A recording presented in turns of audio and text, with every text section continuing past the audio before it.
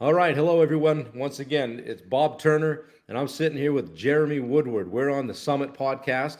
We're getting another episode out to you, kind of trying to get a bunch done here before the end of the year so we can hit our goal. I think when I started this podcast, I thought I was going to do one a week, and here we are closing out on 2 years, and we're maybe closing in on 43, 44 total episodes. But we started, we're doing as much as we can. We've had a lot of impact. We've had a lot of people on, a lot of great people doing great things, people that have tried things, failed, and won and lost and learned along the way and shared stuff with people. But today, this guy I've been trying to get on here for a while, and I'll say he's worked harder at it than I have. It's popped me a question. Hey, when are we going to get together? So he's another New Hampshire guy, a Concord, New Hampshire guy, probably a friend of Sean Snow's, who's already been on here. But Jeremy Woodward, he's a heart failure survivor. Okay, he's an Ironman. He said the most important thing is that he's a dad of three girls. That resonated with me because I always start everything and say, "Hey, I'm Bailey's dad." Nothing's more important to us than that. But this guy's a 6th-degree black belt. He's a triathlon coach. He's a running coach. He's done a lot of stuff, and he's helped a lot of people.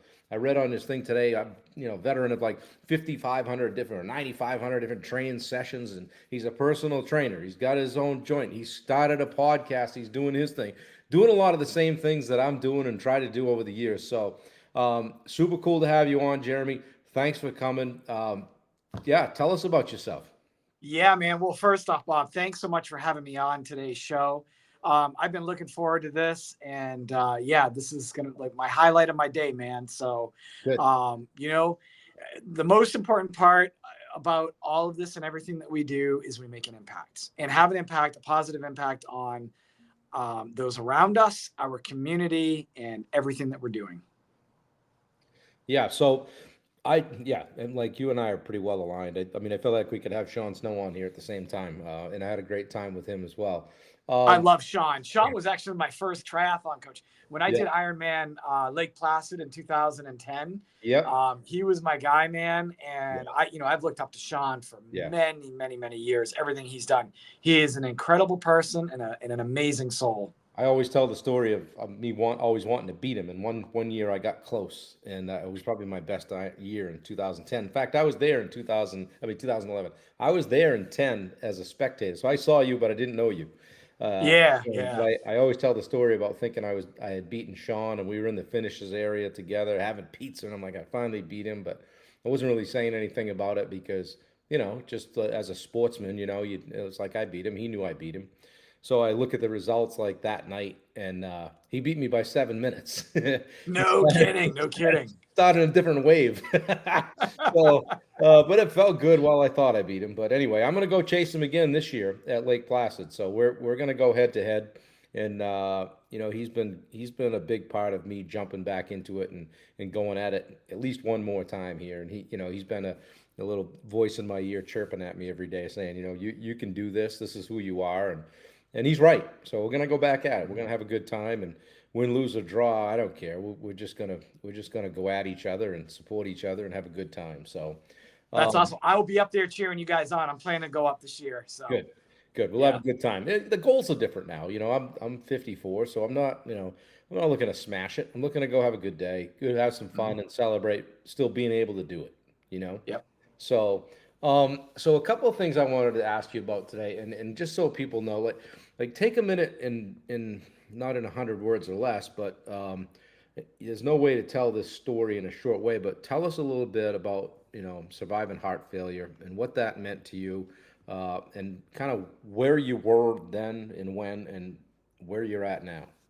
Yeah, yeah, no, awesome, man. So I was born with a congenital heart defect. I was born with a bicuspid aortic heart valve. So basically, what that meant is instead of having the normal three little leaflets that help facilitate the blood flow, out of the heart, out of the aortic valve, and into the body, I had only two. So I was told that I probably never have any issues whatsoever growing up.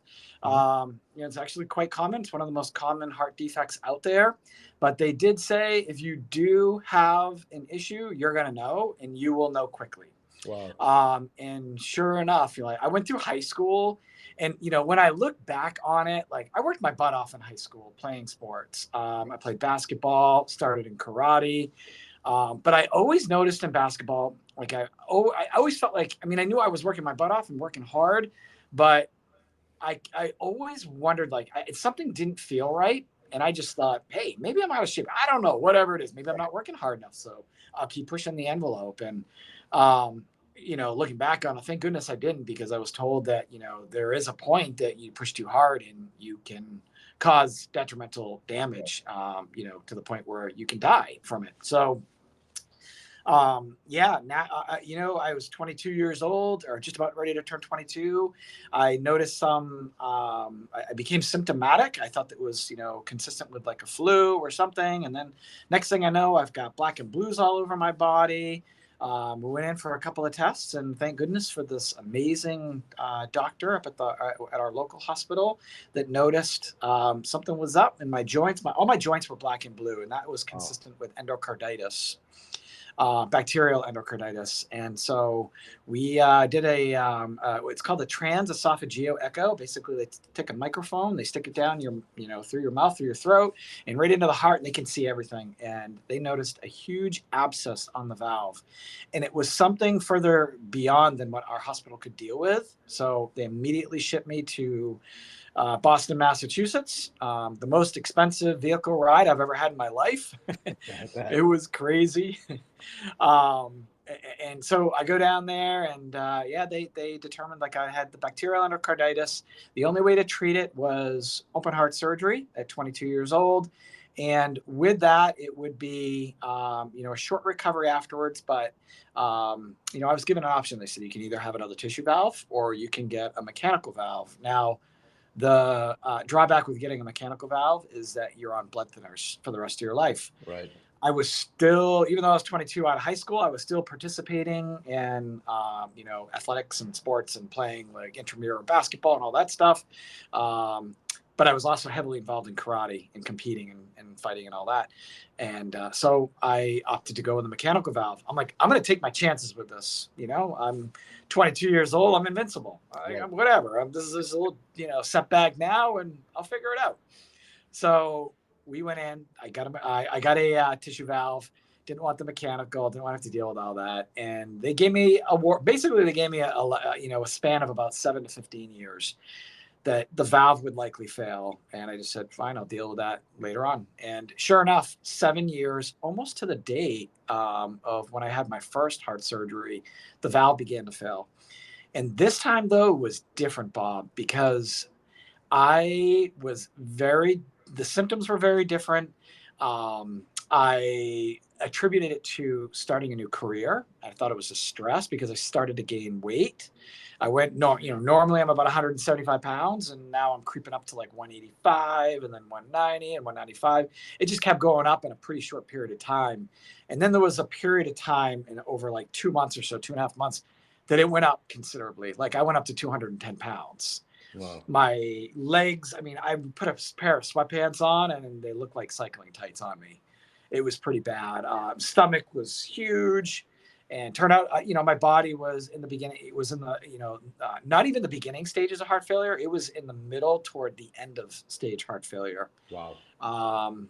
Ultimately, we went into a hospital up in Southern New Hampshire, and, we said, what's going on? Can you give us some tests? Tell us what's going on. And they wanted to operate on me because they're like, you are an organ failure right now, and we need to remove your gallbladder, which was nuts because I had this angel of a nurse there, and she had a lot of pull and say as to what went on. Yeah. And she looked at me as they were prepping me. I was about an hour from surgery, from having my gallbladder removed. And she said, something's not right. She's like, if they open you up right now, she's like, you're not gonna get off this table alive. You're going to die on the table. She's like, your heart is failing. It's completely failed. So we immediately got out of that situation. The doctors concurred. They're like, yeah, we agree. Like we're not going to operate on you. Let's give it a couple of weeks. Come back, see us, and we'll take the next steps. My wife and I had said, nope, this is not acceptable. We're not waiting. We went home that night, made a phone call to Boston. This is what's going on. They immediately got us in to come down right now. We're going to get you in. So we drove down the next morning. And I went into the hospital, and sure enough, I was in the worst stage of heart failure. I had the cardiothoracic team came in to look at me, and I remember the doc walks in, and he was by himself at that point. He walks in, he just comes over and he puts his fingers on my carotid artery, and he's looking, and he's like, "I'll be right back." He comes back with a whole team of people. There must have been like 7 or 8 in there at that time now, and they're like, "You're not leaving here." They're like, "If you go into cardiac, you are a very high risk of going into cardiac arrest. If you go to cardiac arrest right now, you will not live. You will not live. You're in the worst stage." I was 230 pounds, Wow. all fluid. They're like, "You won't live." And so me, like always being optimistic and trying to look at the brighter side of things, I was like, "So is this an outpatient thing? Like, can I leave and come back for treatments?" And they're like, "No." They're like, "If you leave, they're like, you're 24 to 48 hours from lights out for good." Wow. So yeah, it was nuts, man. It was absolutely crazy. So we stayed. Immediately, we're on a very, very aggressive form of diuretics. Basically, I had to, pee out all this fluid to get it off of me to get me to an operable state. And it was nuts because, like, we got to a point where, within 24 to 48 hours, I was feeling better. I had already taken some of the fluid off me, and I was peeing all day. Like, that's all I would do. That was my job. Right. And my wife would come in. She would come in there, see me, leave for an hour, come back. She'd come back and look at my legs and be like, "Your legs are already smaller." Like, it was just, Crazy. it was so wild. The human body is so fascinating on what it can do negatively and what it can do positively. And yeah, so that was the beginning of this whole journey, and where it all began and stuff, man. You come a long ways. And what year was that? That was so the first one was in 2000. The Okay. second one was in 2007. The Okay. summer, it was July of 2007. And so you, when I was doing a little bit of research, that was about the time you said, "I'm going to do an Ironman." Now that's a little bit, that's, that's a little bit nuts, dude. Like you're laying there going, "All right, I think when I come out of this, I'm going to go do an Ironman." Yeah, and so basic. And you can we have Sean Snow to thank for this, to be quite honest with you. We do, because I had heard that he was doing triathlons. My wife had picked up a couple of magazines, and one of them was Triathlete magazine, or it was either Triathlete or Triathlon. It was one of them. And I read through it. I saw something about the Ironman, and I was like, at that point, this is the night before surgery, before my second surgery, my second heart surgery. I, at that point, needed the most difficult thing that I could imagine that would push me to get out of the Right. hospital, and then I would be pushed to do something really amazing. And I thought, what harder event, single day event on the planet than doing the Ironman? So I remember my wife came back in, and I told her, I was like, "Hey, when I get out of here, if I get out of here, I want to do the Ironman." And she thought I was nuts. The doctors came in. They're like, "You're absolutely nuts." They're like, "You might not even walk out of here. Like, there's no guarantee with a surgery. It is extremely risky given the situation you're in." Even though I had like the most amazing heart surgeon on the planet for this type of surgery, they're like, "There's no guarantees." So I said, "Screw it, man. This game's time starts now. Training starts now." Right. And so I had surgery. I got out of it successfully. Um, I had a mechanical valve. I had some other things that were done internally and stuff. But I said to them, I said, "Do I have the green light?" And they're like, "Yeah, you get the green light." They're like, "Here are your restrictions.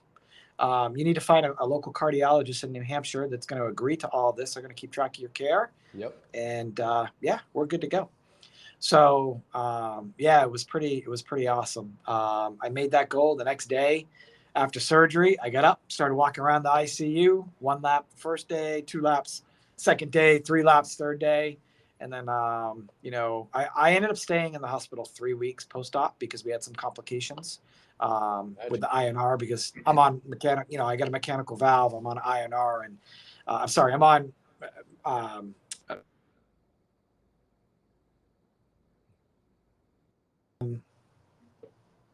I got you. I think you must have got a call or something. I did. I'm sorry. No, it's okay. Okay.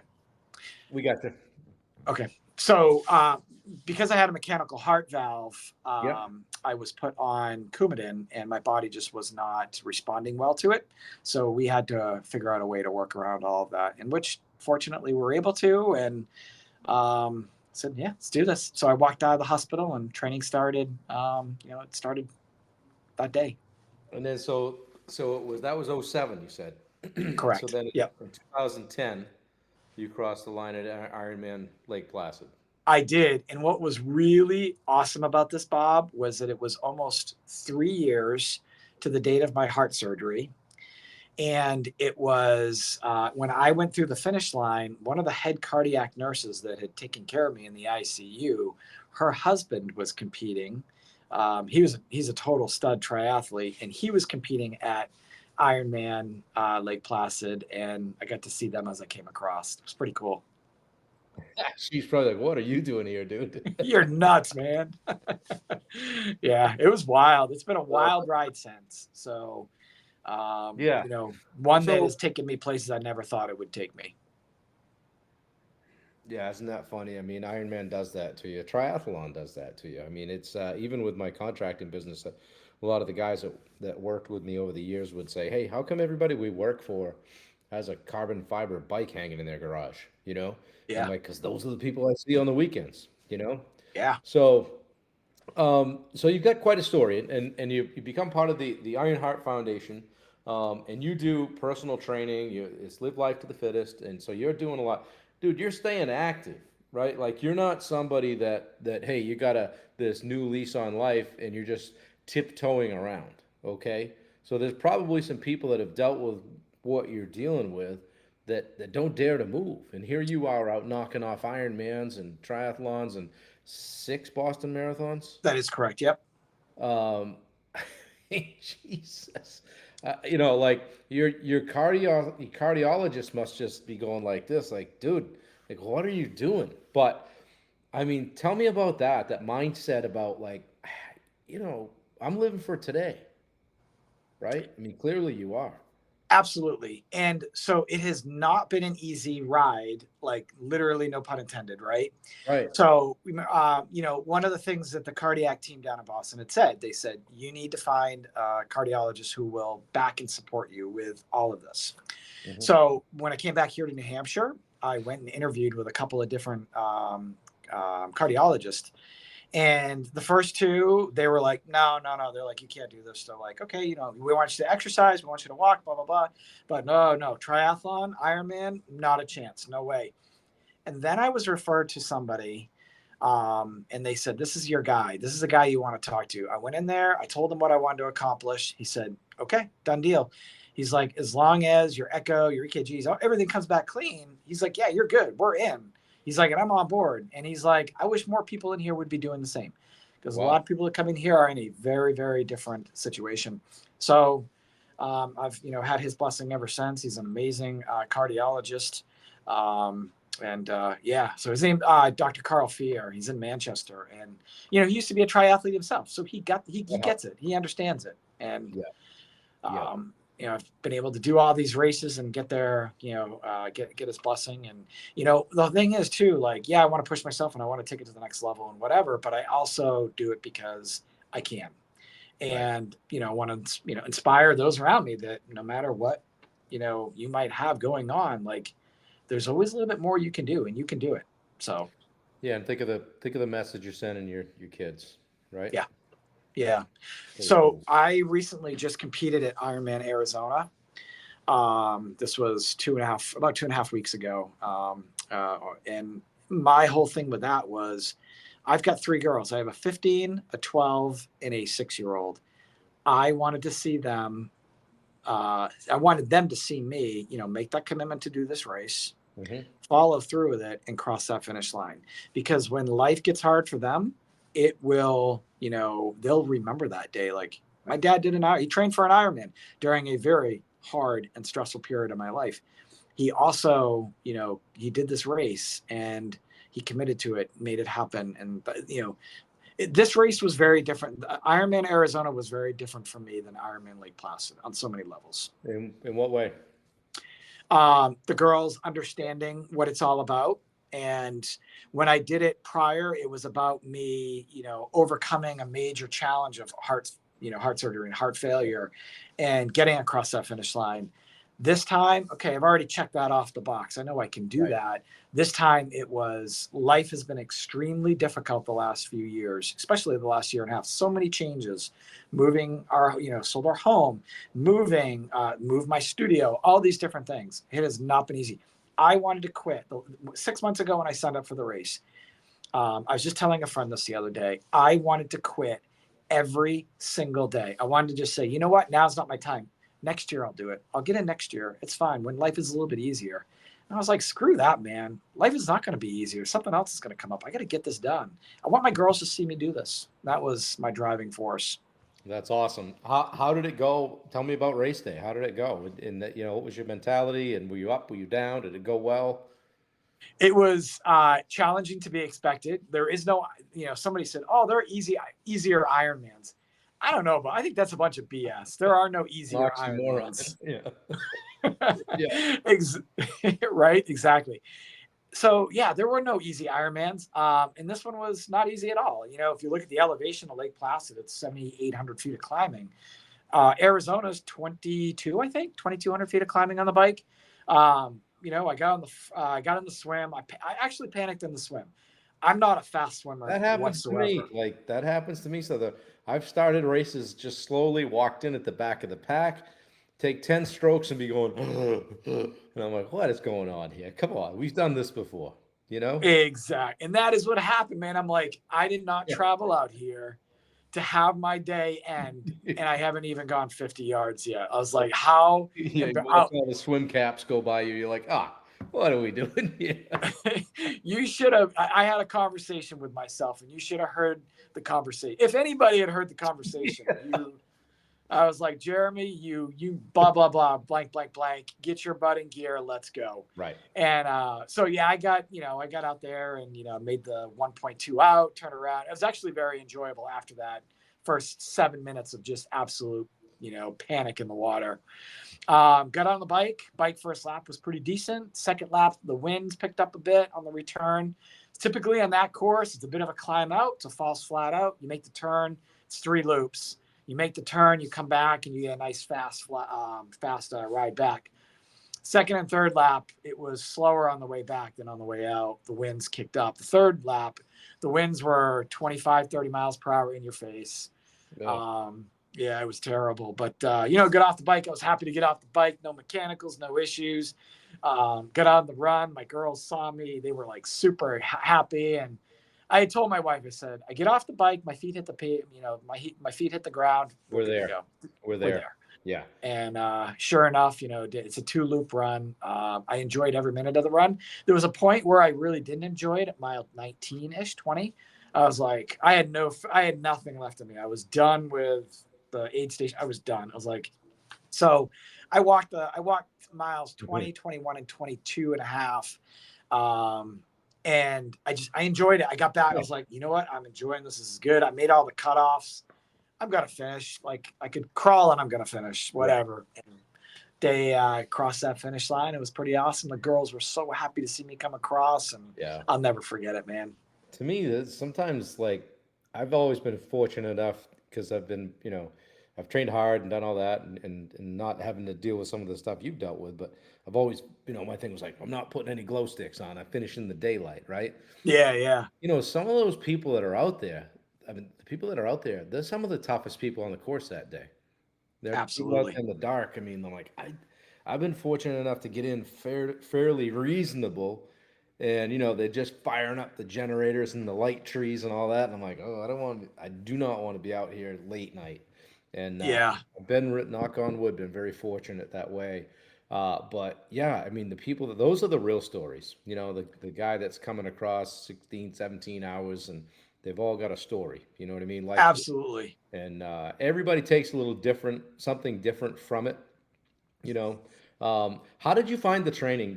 Kind of coming back to it. Did you do? I mean, today I find like if I go out on my bike, I'm getting buzzed. I'm getting almost run over. People aren't paying attention. They're texting. They're smoking dope. Whatever it is, I don't feel as safe out there as I used to. Did you find that to be the same case? I did. I love being outdoors on my bike. Yeah. So should I have done a lot of my training on the indoors? Probably because of that reason. But I also said, you know what? I want to be outdoors. Yeah. I'd go out at 5 o'clock in the morning. I'd go out as early as I could, Yeah. avoid the times where I knew it'd be super busy. I only had like one or two rides where I was out there in the midday when it was busy, and I regretted it because those were the days that you get somebody who drives by you and they buzz you, and it's getting crazy. It's getting dangerous. Yeah, it is. I'm looking at it right now, the kicker trainer. I'm going to do a lot of it right Mm, here in this space. And, but I'll get outside when it matters. You got to get those centuries in, you know? yeah, Um, yeah. I'll talk with Sean about that. But hey, let's You know pivot. what I loved Yeah. is I started doing a lot of my runs were done at night. Oh, yeah. And during the summer and fall, it's not too cold at night. It's Yeah. nice, it's comfortable. I'd go out. Of all my night runs, evening runs I did, I only dealt with like one issue where I had a dog that got loose and came up and followed me and whatever. Other than that, man, I loved night running. Throw on my headlamp and Oh, go, and yeah. the best. Yep. That's good. I wanted to chat with you about your TED Talk. Okay. Yeah. You and I chatted a while back. You're getting ready to do that. Super cool. Tell me about how you got the opportunity and what it was like leading up to it, and then of course doing the talk itself. Sure, sure. So, back in my mind, somebody had put the bug in my ear a couple of years ago. They're like, "You really should do a TED Talk." And I was like, "I'm not worthy enough to get on the stage to do a TED Talk. No way. Like, that's for the real deal. Like, no way." So that same person urged me to apply. So I applied for a local one in New England, and I got in to do an audition. Well, let me tell you, I did this audition in November of 2022, and I was not in a good headspace when I did it, when I went up there at that point, and I sucked. I totally stunk. And I got up there, I froze, I stunk. I said, never again. I knew when I did it, I was like, not a chance in the world am I going to get called back. And sure enough, I got a rejection, email. And that night I got the rejection email, and I was so pissed off. Yeah. Not because I got the rejection email, but because when I went up at that point to do the audition, I didn't believe in myself Right. that I could do it. Right. And I mean, it was fun. You'll laugh at this, Bob, because after I went out and I did that audition, the first audition, I may or may not have gone to a McDonald's and I was just feeling awful for myself. I went and I got a burger, right? And I took a bite in the burger, and you know what happens? Ketchup and mustard comes down all on my shirt. And I'm like, yeah, this is it right here. This is God's way of saying, not your time, not your Right. time. So I sat, for a good day or two after the rejection email came through that I didn't get in, I didn't make it. I was like, no, a couple of years, I'll get back in. I'll work on it, and whatever happens. Yeah. And February of 2023 comes. I get an email from somebody. Hey, they had a couple cancellations. You should put your name in. I was like, I don't want to get rejected again. I've already had enough. It's been a tough year. I don't want this rejection again. Right. And then they said, no, you're putting your name in. So I put my name in, auditioned, nailed it. I was so happy. But I was like, hey, I nailed the audition. There's a lot of really cool people that are doing this. They got a great story to tell and a great idea worth sharing. And I got an email back a couple of days later. Hey, you're accepted. You're in. You've got 1 month. Wow. And so I went in, put everything together, and then we went through a little bit of a process. Typically with a TED Talk, I think it's like normally about a 3 to 5 month process, because you go through, you work with a curation team over a period of time, and there's just a lot that goes into it, right? Yeah. I had a month. I was kind of a last minute, like I had 1 month to get in, went over, and I did my talk at Boston College on my, dream theater, dream stage, dream camp, like everything about it was a dream come true with it. And I loved it. I got up on stage and I loved every single minute of it, man. I had some really amazing follow-up emails that came through from people that were there, and it was just one of the coolest experiences ever. That's cool. Has it translated to other speaking opportunities for you? It has. And what I've noticed is it's sort of your ticket to the front of the line. Yeah. with stuff, and because that's one of the first things I've got a couple booked for 2024, and both of them came because they saw the TED Talk. And one of them, another one that just came through just recently, they had said, "Hey, do you happen to have a TED Talk?" And I said, "Yes, I do." And they're like, "Okay, cool." So it definitely has helped. Now, I also have a book that I published in just before 2022, and I thought that that would be the ticket forward, that would help. It helps, yes, but the TED Talk is pretty it's pretty amazing. So Well, that's awesome, and I remember seeing you go through that. I watched it; it was great, and that's thank you. quite an opportunity, and good for you for taking advantage of it. Tell me, you started podcasting. Tell me a little bit about that. Yeah, I wanted an opportunity and a way to be able to reach a bigger audience than Mhm. our local community. And so I started the show. Now, I haven't been as consistent as I should be. And that is something that for 2024 will be a big change for me. I'm going to go back to doing, guest episodes, similar to what you and I are doing right now. I've been Yep. doing a lot of solos.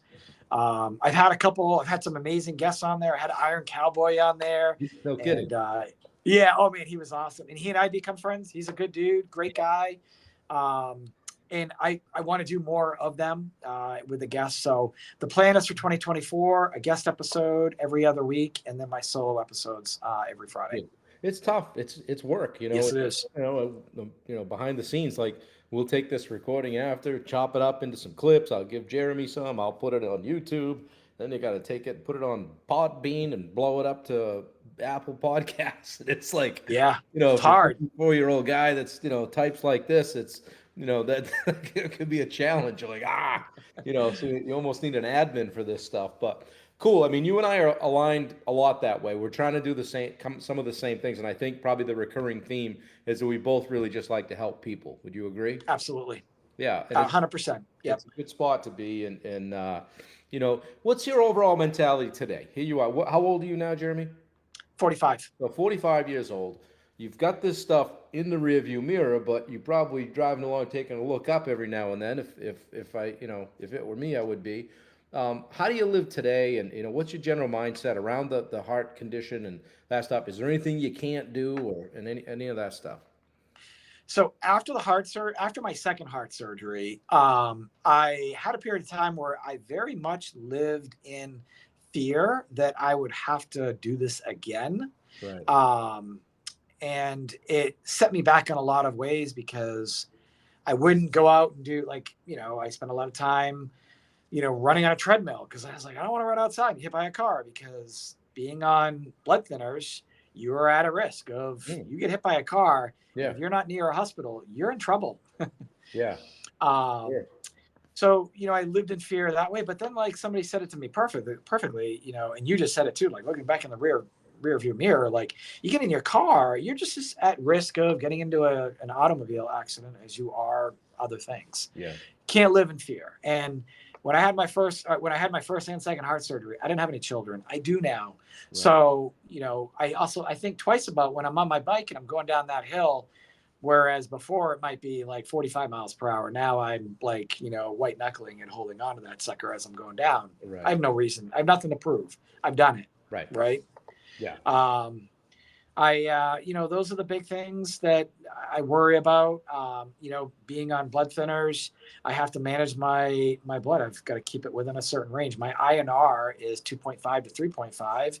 If it gets too low, if it gets really low, then you run a risk of clotting.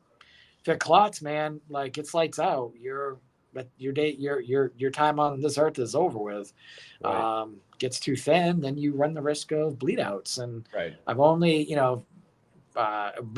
when my training was getting pretty heavy, my numbers were all over the place, and that was a struggle trying to get it within a certain range because a lot of it has to do with how your body metabolizes and your diet, nutrition, and everything, and Right. that was a challenge. But How did yeah, uh, how did you find? It's 2.5 weeks, so you're right in the middle of Ironman recovery, really, in my book. yeah, How have totally. you felt, and have you had any residual effects or anything that's bothered you since the race? No, more rest. My body actually feels better now than it has in a while. Yep. I will say I had an amazing coach during the this Ironman, Lizzie Nitre out of Alpharetta, Georgia. Yep. With she was amazing. I told her exactly my situation, what I needed, what I wanted to accomplish. She dialed me in exactly where I needed to be.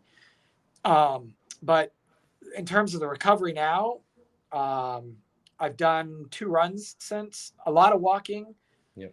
2 strength days, and I grapple. I do, with my instructor. We've gone twice, and I feel good. I feel really good about everything. So, and I'm gonna start ramping things back up, after the new year. But it's a good time now to kind of eat what you want, Yeah. Yep. feel good and get some sleep, and that's it. Yeah. What's a typical day for you these days? In terms of training or just Training, work, life, like how are things? What do you yeah, so I'm pretty regimented with stuff. I am up typically between 4 and 4:30 each morning. I'm in my studio typically around 6 o'clock, at least 4 days per week: Monday, Tuesday, Thursday, Fridays. I have clients till noon. I take a break for several hours, and I come back. I work the evening hours as well. I don't like doing the split shifts. I'm going to try to shift away from that soon, especially with the girls getting a little bit older and the stuff they're doing. But I do try to be there to pick up the girls at school, pick up my oldest daughter at school each day. That is a priority for me. Um, and it's just the everything that goes along with trying to grow a business and grow a personal brand and get out there and do stuff. Yeah. So, um, podcast. You've got Live Life to the Fittest. You're part of the Ironheart Foundation. You're doing a lot of things. Um, how does somebody get a hold of you? Yeah. So, best way to contact me would be through my website, which would be www.livelifetothefittest.com. I'm very active on Instagram at Ironheart Jeremy, and pretty much across all the other social media platforms. Same thing at Ironheart Jeremy. Funny enough, I said I was so against like starting a TikTok account, and I just started one like a week ago. You got to do that. I started it a while ago, You but got I to never did floss if anything you get with it on there. until a week ago. Yeah. Yeah.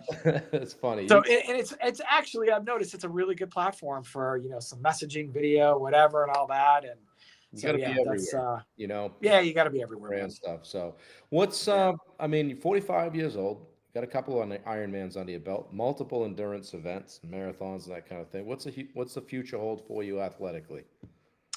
My number one love, first love. Now I know, like, since my heart surgery and all that, a lot of people, you know, have related me to triathlon because I use that, as the vehicle to get to accomplish some of these things. But my number one love, man, is karate and martial arts. I've been in it now. I started in October of 1993. Um, I've been at it for 30 years, and that is my number one thing. So I really want to make a big jump in what I'm doing with my martial arts training and stuff. Now, I don't train like the way I used to pre heart surgery. I can't. I have to be careful about getting hit and all that stuff because of Right. the blood thinners. But there's still a way to train. I figured out how to work around it, and it's a huge, huge part of my life. Yeah. Cool. Another Ironman in your future? Oh, yes. So I said to myself after Arizona, I was like, yeah, that's it. Especially the day after Yeah. when, I don't know if the listeners, like many have probably done, your listeners have probably done an Ironman, but, like when I did my last one, I had some exercise induced, I think it was a hypoturia. I'm probably pronouncing it incorrectly, but, pee and blood and all that stuff. And, Yeah. uh, Doctors that frown was a on that. little, yeah. And I was like, is it hypernaturia or something like that? But anyway, I said, yeah, that's kind of just Yep. kind of concerning, especially where I'm on blood thinners. But my doc was like, it's whatever. Like it clears itself up typically in 24 to 48 hours, and it Yep. did. But yeah, I possibly Ironman Maryland in 2024, Yep. maybe. But I'm definitely not done with them. I've got another one for sure in me. It gets in your blood. Yeah. And it's, like Sean said to me, he's like, dude, you got to just get back at it. This is who you are and what you like to do. And I, and because like, did you ever go through the thing where like you get done your endurance training and you're like, well, I probably should go out and run a few miles, but you're like, well, if I'm not going to run 10, I'm not even going to suit up, or if I'm Yeah. not going to ride my bike 50, I don't really want to pump up the tires. And it's not a cocky thing. It's like, it's more like, well, that you have, excuse me, you have to go that deep to get this whatever effect it is you're looking for, whether it's the Yeah. endorphins or it took a while to like I'd never go for a walk, right? Ever go for a walk? I wouldn't walk a step. Got to run. And now I walk. I'll go for a walk or I'll grab the weighted vest. I did 75 hard and all that stuff, and it's a different mentality. It's a shift, right? Because Yeah. we're a little bit crazy for doing the event to begin with, right? Yep. But it's hard to shake the crazy down the road, and just be like, okay, I'm just gonna run 3 times a week. And like Sean has said to me, look, dude, as we get ready here, just go run 3 times a week, 3 or 4 miles. Then Yeah. we'll talk, right? So Yep. you had that kind of situation where it's hard to shift. Yeah. 100%. And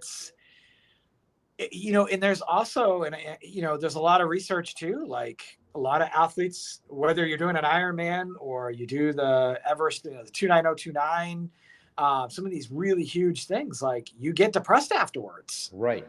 Yeah. There's that depression of like, oh, okay, well, I don't really want to go. Like you just, and I'm not so much in it right now, but other things I've done, I've experienced that, and it stinks. Yeah. So I'm like, I just got to keep these things like, in the forefront. One of the things I've talked with about people that I coach, and I don't know where I picked this up. I think it might have been from my mindset guy, but when we were talking about climbing Katahdin, he goes, ask yourself if you're journey based or if you're destination based.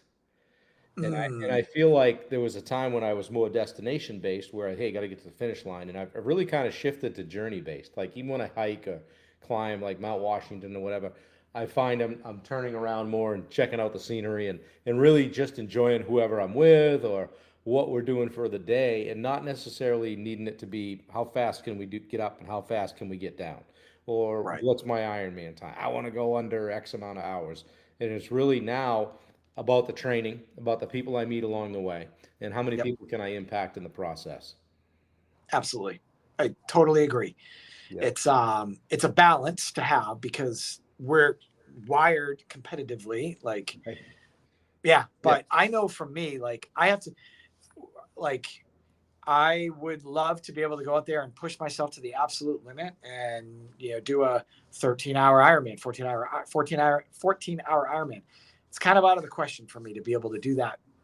I'm just happy to be able that I can get out there and cross that start line and then finish, get to the finish line. Yeah. Um, so That's respect where you're at, respect the game, and I know you do that, and respect your own fitness and your own ability to be able to get there and show up and impart that wisdom upon your kids. I yeah, always enjoyed when Bailey was there. Just she'd see me succeed, see me fail. yeah, But never saw me give up, and that right. that was always key for me. So, um, well.